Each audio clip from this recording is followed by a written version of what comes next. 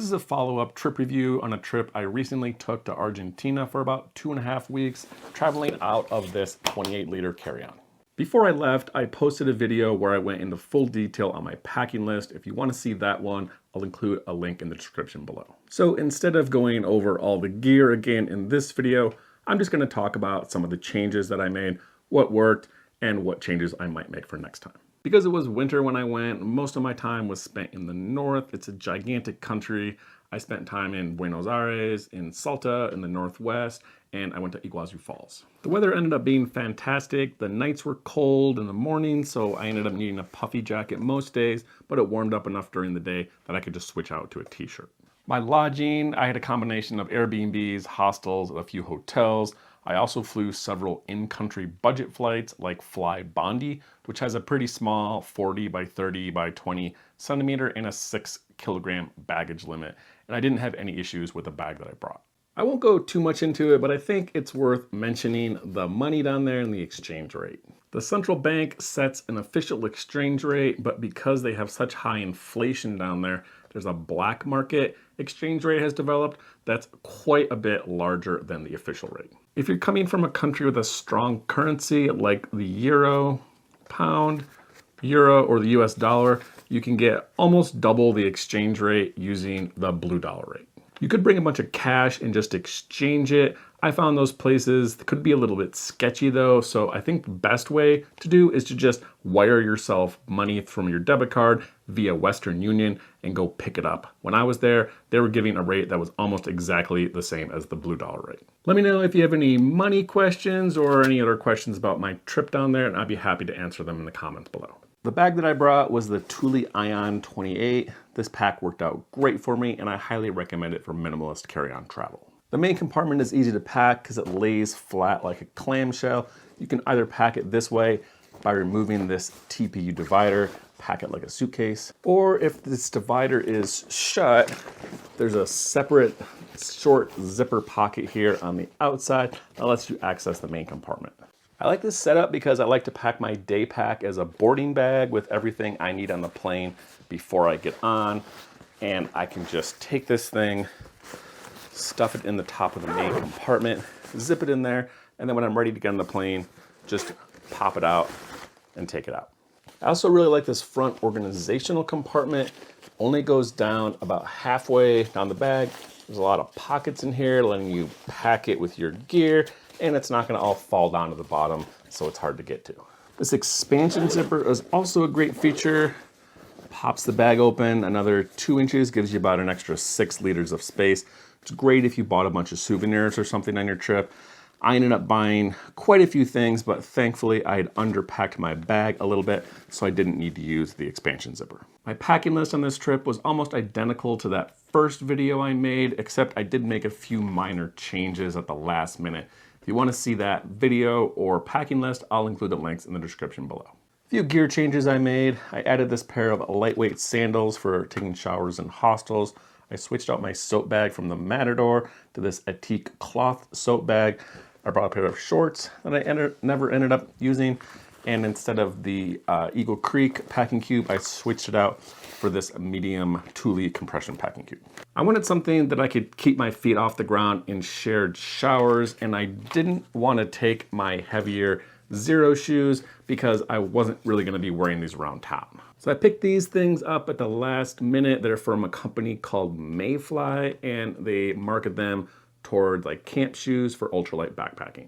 They're a little silly looking, honestly, but they are extremely lightweight. These things are like 2 ounces. They take up almost no room in your pack and weigh virtually nothing. They're basically made from this thin plastic signboard material. They hold onto your feet with this really thin paracord with a thicker paracord tubing around it, and then it cinches down with this plastic toggle. These sandals are way too flimsy to wear around outside in public for any length of time, so I'd really just use them for limited uses like walking around the camp or taking into showers. But for that, I think they work great, and they're actually surprisingly comfortable for kind of how silly and ultra minimalist they look. Most of the clothes I brought are things I've been using for years and I'm used to. A couple changes I made were I've been trying out the woolen Prince Pique polo shirt. This has been working out great for me so far. I like the way it looks. It's very comfortable. You can dress it up or dress it down, go casual or a little bit more formal looking. It's very soft. It has this grid pattern similar to regular cotton polo shirts, except this thing is a merino nylon blend, kind of this honeycomb weave pattern.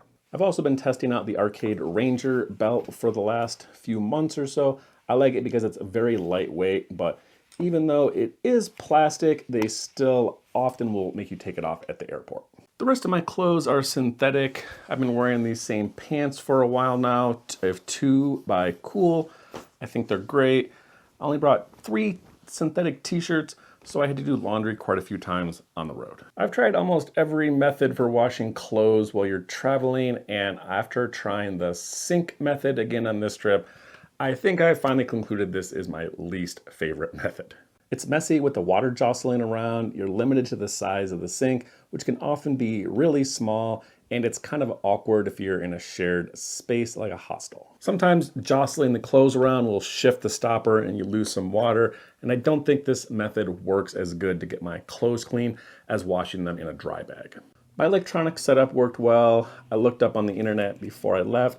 They said that Argentina uses the Type A and the Type C plugs, so I brought my international travel adapter. Type I is the crooked US plug that they use in Australia, and I actually found that pretty much everywhere that I stayed, instead of having just one or the other, they actually had this dual adapter that had the crooked I plug, but it also had holes in it, so you could use the Type C Euro plug as well. And then I rented a car, so I brought this little mini car adapter. Ended up kind of being my bad because the only Type USB-A charger that I brought was this little tiny one, this little universal adapter, which works fine, but it's a little short to use it in the car. So after I got back, I picked up this other one. It's a little heavier, but it's got a USB-A and C, so I'll take this on my next trip. This is the first time I'm using this Nightcore NB 10,000 milliamp hour battery.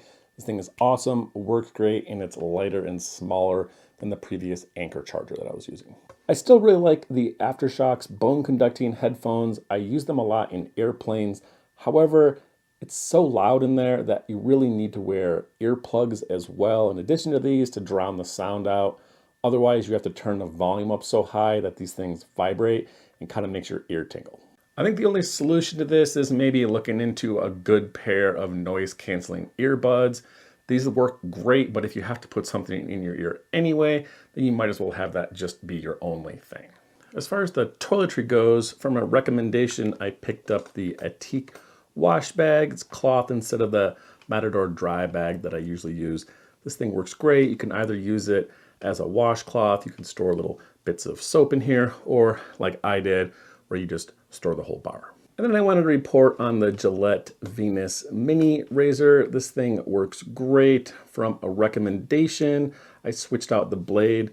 This is the one that it comes with, but you can use any Gillette razor. This is one from the Mach 3, fits in there, works great. It's actually a little bit heavier than the disposable razor that I usually bring with me, but it's quite a bit smaller, more compact, and I like the design. Its shape works great. One thing I would change with my setup is the Leuco tape. It's recommended over in the ultralight subreddit.